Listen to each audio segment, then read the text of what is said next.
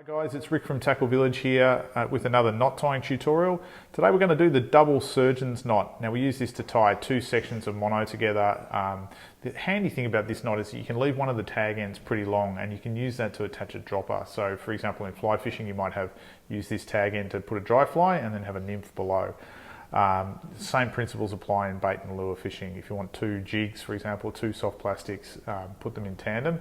It's a good knot to use and to tie two sections of mono together to achieve that purpose. If you like this video, hit like, subscribe to our channel. There's lots more knot tying tutorials and more.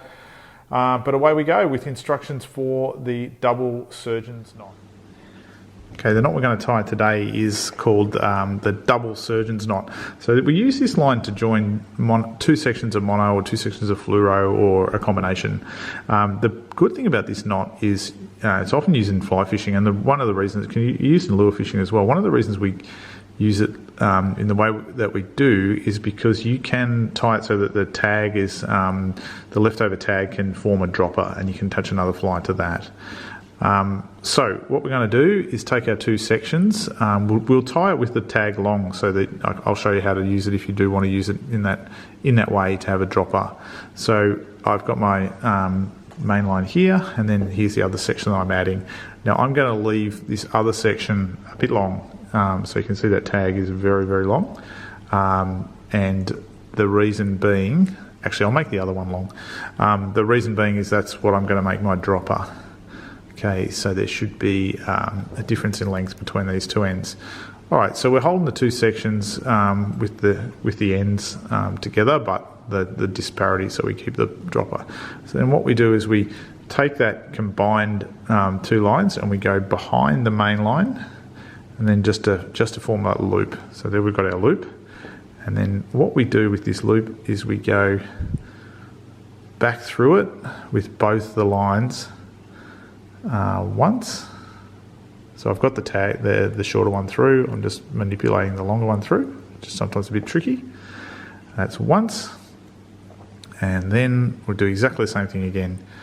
Take both strands back through, and there you've got a double surgeon's loop. So I'm going to wet this off, as we always do with our knots. We lubricate them. I'm just going to wet this off camera, and then we'll pull it up.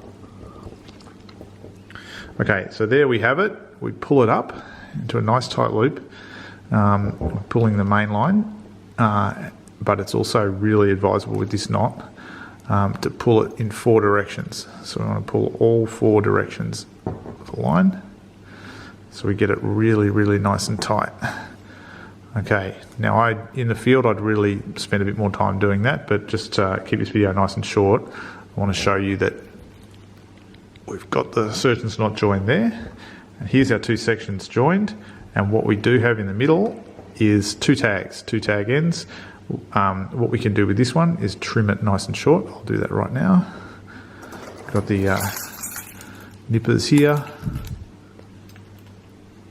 It's 50-pound mono, so it's taking a bit of getting through.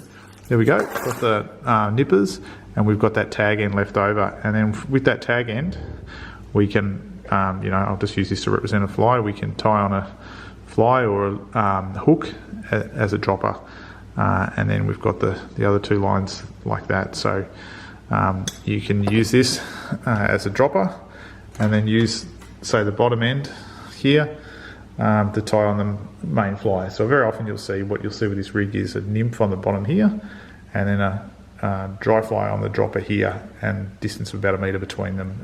Really good rig for prospecting, searching for trout in rivers, catches a lot of fish. So there you have it guys, that's the double surgeon's knot.